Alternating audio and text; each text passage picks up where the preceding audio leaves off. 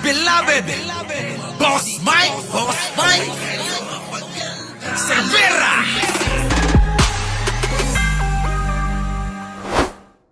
Ngayon sa social media ang video ng Dito na tayo mga kababayan dito sa kalyado niyang siraulong gagong puro lang yabang, wala namang laman ng utak. Oh, pasok!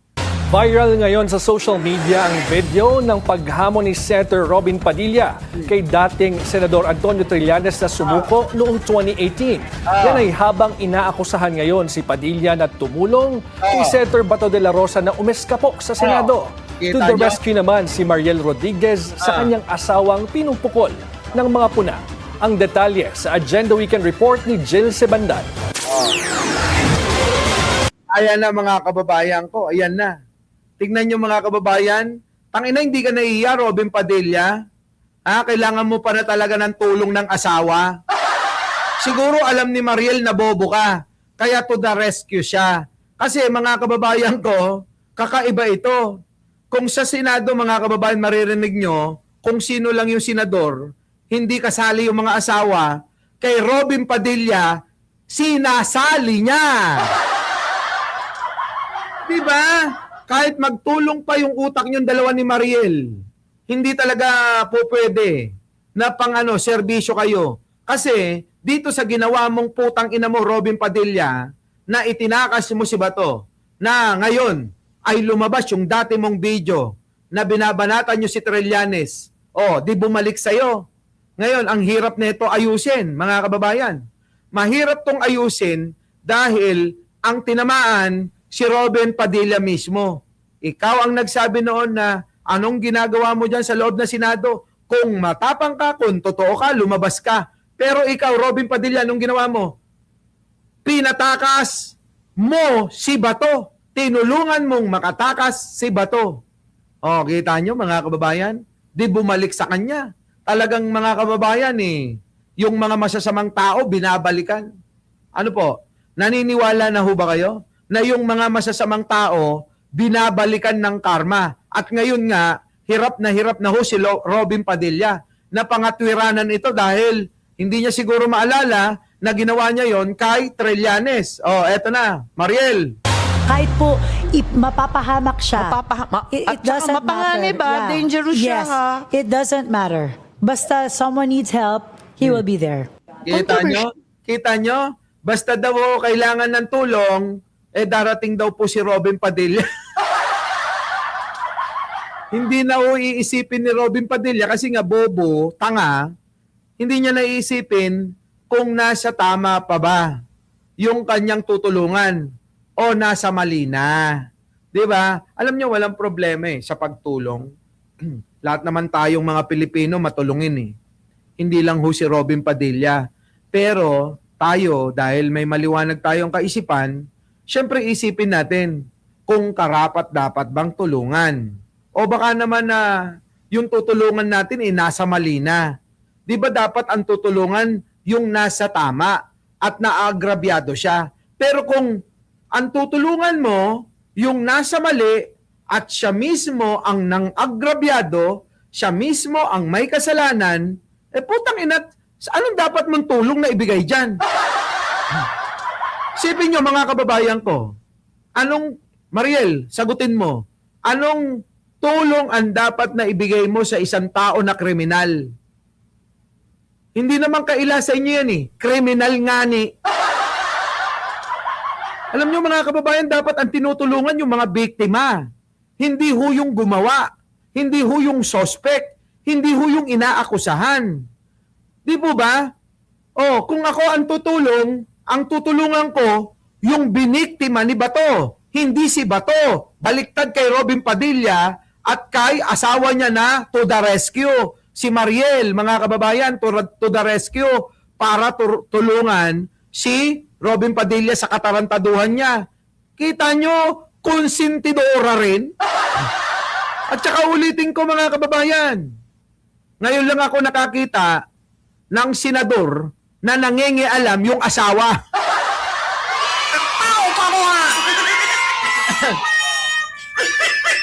Grabe no mga kababayan, ngayon lang ho talaga ako nakakita ng senador na nangingialam yung asawa. Grabe, no? Parang, pang elementary ang datingan. Tuloy. Viral ngayon ang podcast ni Senator Amy Marcos sa social media. Isa pa to. Itong putang inan to. Ay, nako, grabe ito. Etong matanda na ito si Amy Marcos. Grabe yan. Ibang klase ang ugali. Putang ina. Kaya alam nyo, hindi talaga maitatanggi na baka nga hindi ito anak ni Apo Lakay, no? Jojo Chavez, Michelle Reyes, Marites Musni, Kasama ang asawa ni Senator Robin Padilla na si Mariel Rodriguez Padilla. Nako, Dito Diyos ko. ibinahagi ni Mariel ang kanyang pagtatanggol sa asawa at kung papaano niya tinitingnan ang serbisyo publiko ni Robin. Naka full support po. Because, Why? because I Naka-full support ako because I saw it in him na yung in his family and in his heart, the sincerity to help is really there. Mga kababayan, depende nga, Mariel eh. Mariel, makinig ka sa akin. Depende sa tutulungan nga ni. Kung ang tinutulungan mo yung gumawa ng kasalanan, mali kayo dyan. Maraming sasalungat katulad ko. Pero kung ang tutulungan mo ay yung mga biniktima ni Bato, marami kang magiging kakampi talaga dahil nasa tama kayo.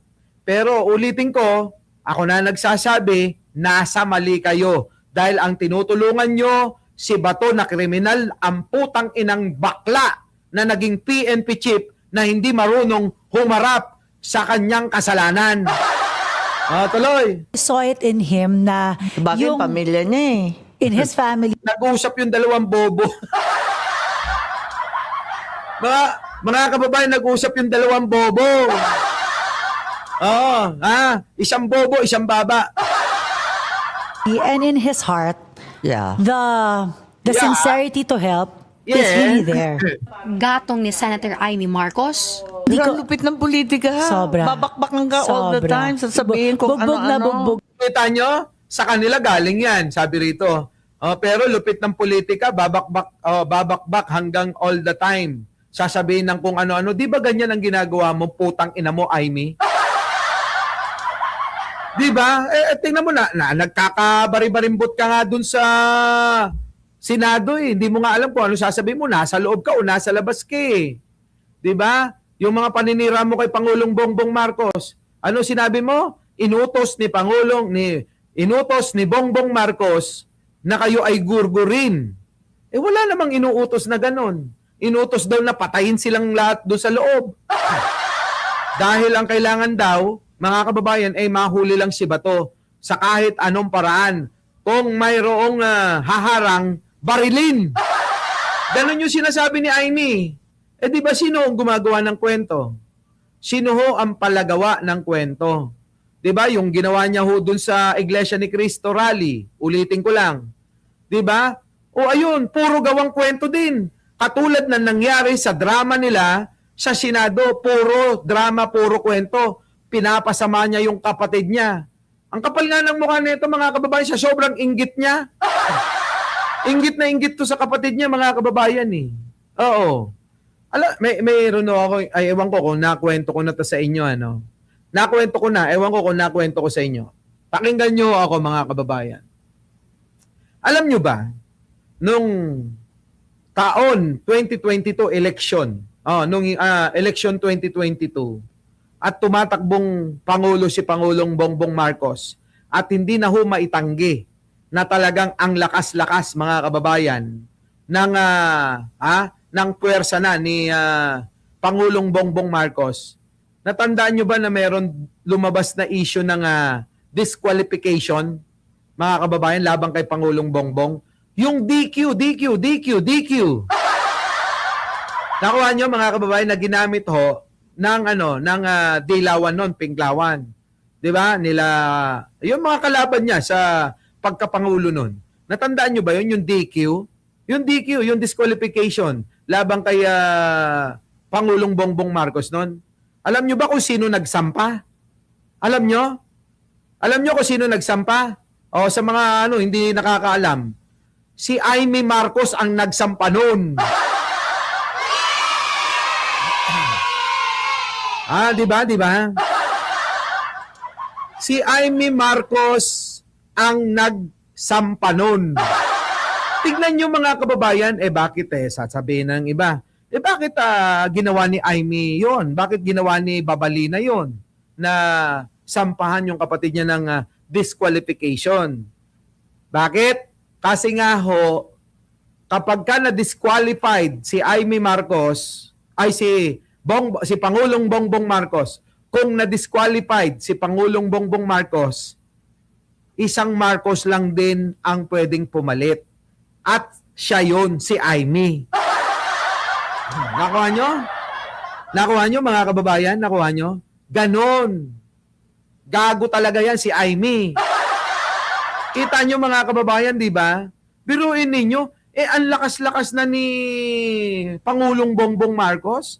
Biglang sasabihin oo, hindi nga natin alam na si Amy pala ang nagsampa nun, ang promotor nun, ang utak. Si Amy. Hindi natin alam kahit nga si Pangulong Bongbong Marcos, hindi rin alam Nung nanalo na ho, si Pangulong Bongbong Marcos, doon na lang namin nalaman na ang utak pala ng pagsasampa ng disqualification laban kay Pangulong Bongbong Marcos ay si Amy Marcos. Yung ate niya mismo. Napakagago, di ba? Napakagago, no? Talaga naman, no? Sige, tuloy. Ani ni Mariel, madalas na raw bugbog sa kritisismo ang kanyang asawa, pero hindi pa rin ito tumitigil sa pagtulong. Tatanga-tanga pala kayo Kaya mabuti, kay masama. Lalo na kapag masama kayo, marami talaga kayong kritisismo na matatanggap. Politika ito ganun talaga. Sana, inaral muna ni Robin Padilla na ang politika ganyan talaga. Dahil minsan, naging kritiko na rin si Robin Padilla. Anong ginawa niya kay Trillanes, diba? Nagbida-bida? Ayun! Bugbog na. And, but in his heart, yung ano, Bugbog na daw tong dalawa na ito. Bugbog daw. Pag-untugin ko kayong dalawa niya talaga to help is so genuine. And actually, that's the reason why I fell in love with Robin. Kahit na mapapasama pa siya, basta may Correct. grupo siya na kailangan may makinig sa kanya, kailangan Nakita ko mapakinggan, yun gagawin niya. O di gangster nga ang datingan.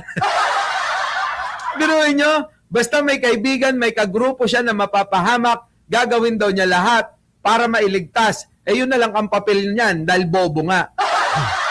Tandaan nyo mga kababayan, hindi ito gang Ang pagiging public servant, mga kababayan, ay hindi ho pagpasok sa gang.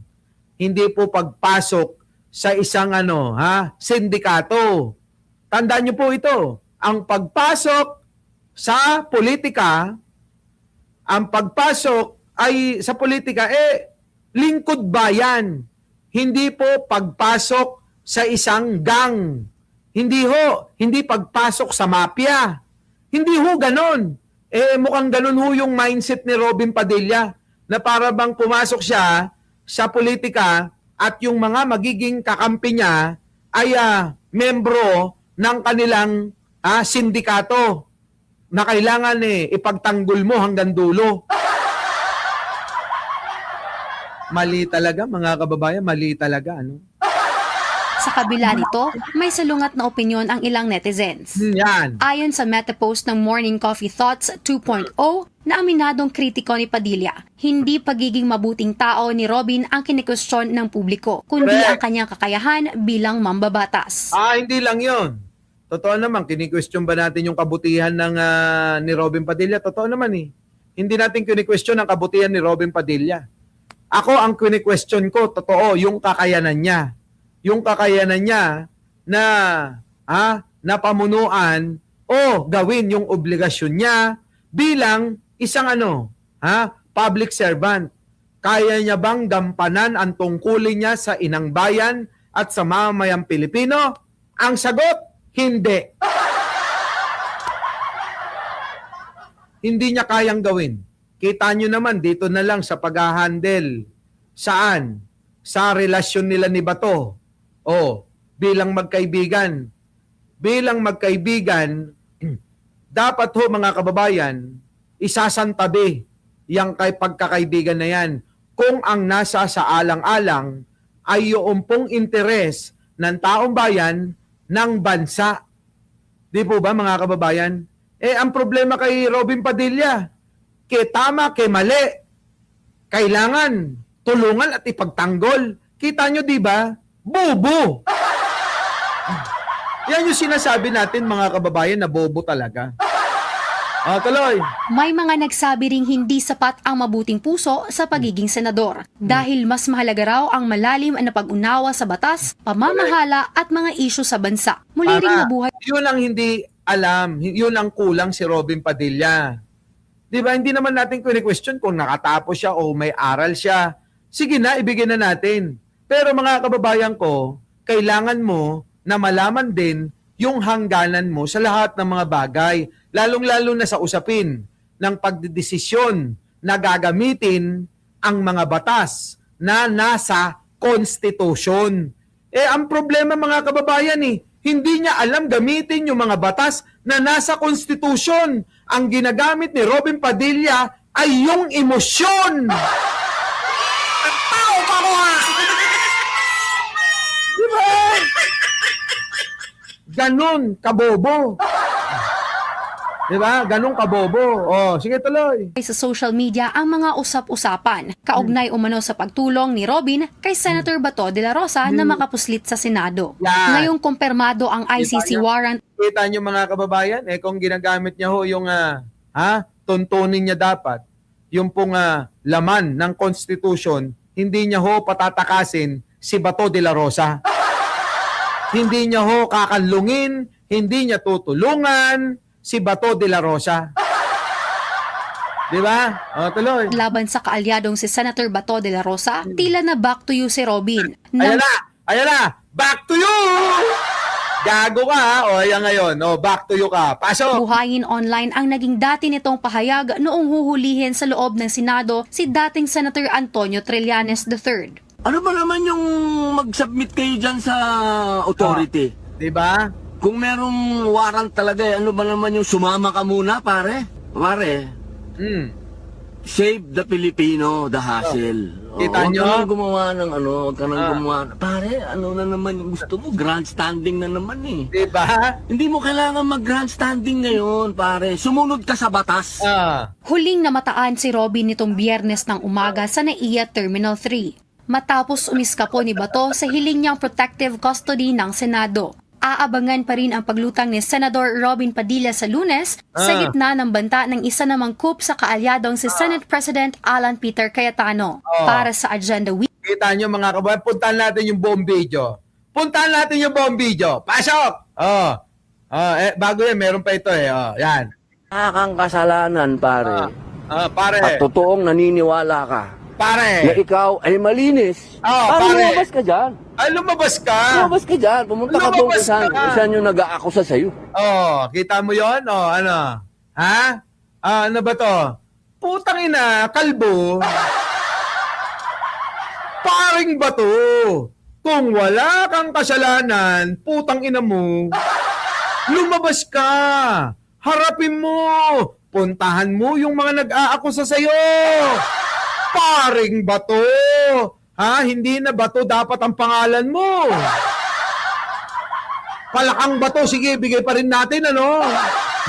Pare naman di ba? Ang ina. Tingnan nyo mga kababayan, isa pa. Kung totoong wala kang kasalanan, pare, Pare, at totoong naniniwala ka na pare, ikaw ay malinis, Pare. lumabas ka dyan. lumabas Lumabas ka. ka dyan. Pumunta ka doon kung saan yung nag-aakusa sa'yo. Dati na. Kita nyo mga kababayan? Tanggalin natin yan. Dito tayo, sa mas buo. Pasok. Andito po kami. Ayan. Ito ho yung buong video niyan Ito ho yung buong video pasok. Harap ng Senado ng Bansang Pilipinas. At dito po sa loob nito ay nagtatago ang isang senador na mismong hindi ho sumusunod sa batas. Aba, pagka lumabas ang warrant at hindi ka sumama sa huhuli sa'yo, eh, pambihira ka talaga, di ba? Anong pinaglalaban mo? Alam mo kami mga ordinaryong tao, kapag may kaso, wala kaming magawa. Ah. Kapag sinabi ng pulis na kailangan namin sumama sa kanila, sumasama kami. Kita nyo mga kababayan ha. Ngayon, alam nyo ba na hindi makapagpakita si Robin Padilla dahil sa kahihiyan na ginawa niya? Pati sa sarili niya, mga kababayan, nahihiya na siya. At dapat lang Robin Padilla na mahiya ka, putang ina mo. Dahil yung ginawa mong yan noon, hindi mo na i-apply sa sarili mo ngayon. Hindi ka ba nahihiya nun? Biruin mo noon kayabang-yabang mo. At noong nandito ka na, nagkabaliktad ang sitwasyon at ikaw na ngayon ang nasa sitwasyon na ganyan. Katabi mo si Bato. O bakit hindi mo nagawa? Bakit hindi mo sinabihan si Bato? Tulad ng sinasabi mo noon kay Trillanes. O, ano ka ngayon? Dumo-double standard, sabi ni Addictus Rex. Diba? Ano? Diba? Ay, nako, sabi ni Miss Au, mag-like kayo. Tuloy. Kahit na alam namin na wala kaming kasalanan, sumasama kami. Ah. Kasi yun ang sinasabi ng batas. Ayun naman pala kung wala palang kasalanan si pare, Bato de la Rosa, pare, kahit wala kang kasalanan, sumama ka raw dapat, sabi ni Robin Padilla, itong bobo mong kaibigan. Sumama ka, kahit wala kang kasalanan, parang kaming mga ordinaryong tao, na kahit wala kaming kasalanan, sumasama kami kapag ka may umaaresto bilang paggalang sa konstitusyon. Kaya lang, dahil nga mga bobo kayo, hindi nyo nauunawaang maigi ang laman ng konstitusyon. Diba? Puro kayo emosyon. Doon tayo magpaliwanag. Diba? Alam mo ako, nakakasuhan ako ng pagpapatayo ng paaralan. Yan ang isang bagay na hindi ko matanggap. Dahil saan ka naman nakakita ng kinasuhan dito sa mundo dahil tayo ka ng paaralan. Hindi yan yung alam namin. Ang alam namin, kinasuhan ka kasi meron kang dalang-dalang mga baril. Diba? Illegal possession of firearms. Yung kaso mo, gago. Kaya ka nga nakulong Humingi ka pa nga ng soklolo kay ano. Diba? Humingi ka pa ng saklolo kay Ramos noon. Dahil sabi mo pa nga kinampanya naman kita, Mr. President. Fidel Ramos, tulungan mo ako. Kaya ka nakulong. Ingot-ingot to. Diba, mga kababayan? Illegal possession of firearms. Anong ginawa nito? Mga kababayan, may nasagasaan, tinakbuhan niya. Yan ang kwento, mga kababayan, May nasagasaan daw di umano si Robin Padilla. Tapos po, nung nasagasaan niya, iniwan niya. Tinakbuhan niya. Hinabol yung sasakyan niya. At nung chinek, mga kababayan, napakaraming baril ang nasa likuran ng sasakyan niya. Yan, mga kababayan, sinungaling. Diba? Eto na. Nasa akin lahat ang dahilan para hindi ko pansinin yon, magmatigas ako. Pero hindi ako nagtago sa Senado. Hindi ako nagsumbong sa inyo. Ang ginawa ko, hinayaan na kung makasuhan ako, hinarap ko yung kaso ko. Kasi yun ang sinasabi ng batas. Kala mo talaga may alam no? Kasi yun ang sinasabi ng batas. Paano ka ngayon? Anong ginawa mo kay Bato? Bakit ka nagkaganyan-ganyan? Di ba? Kailangan sumunod tayo sa batas. Kahit na ano pang sabihin natin, kahit na butas siyang batas na yan, susunod tayo sa batas. Kasi kayo naman nang mahilig dyan magbutas ng batas Kita nyo, mahilig magbutas ng batas. Lahat talaga mga kababayan, kinain neto na parang Sorry sa mga kumakain, ano po, ha? Kinain ni Robin Padilla yung mismong itinain niya. Mawalang galang po sa mga nanananghalian, naghahaponan at nag-aagahan. Yung tae ni Robin Padilla, kinain niya, diniladilaan pa niya. Ganon mga kababayan, ano? Matindi. Ay, kaya mga kababayan alam nyo na. Ito. Pakinggan nun ninyo hanggang dulo, hanggang maasar kayo. Kayo nga dyan lahat, wala kayong amnesty dyan, no? Malaya kayo. Ginastos niyo yung DAP? O meron bang nakasuhan sa inyo? Wala. Lahat kayo dyan. Meron bang kahit isa nakasuhan dyan sa DAP? Wala. Kasi pag pabor sa inyo, okay. Pag pabor sa inyo lahat, andyan, meron kayong, anong tawag doon? May tawag kayo dyan Kayo ay may immunity dyan sa loob. At pati itong mga tagasunod nyo sa radyo, imbis na sabihin na sumunod ka muna sa batas, ang gusto, parang gusto pang papuntahin ng mga tao dyan dito, sa Senado at gumawa tayo ng ano. Kita nyo mga kababayan, ano? Kasi sa totoo lang nakakalungkot man, siguro karamihan sa inyo naging idol ito at pinanonood din nung araw, ano? Pinanonood nyo nung araw ito, lalo na yung Baby Ama, ang utol kong hoodlum. Ang ina mo, Robin, dapat doon ka na lang, hayop ka. Our beloved Boss Mike Cervera.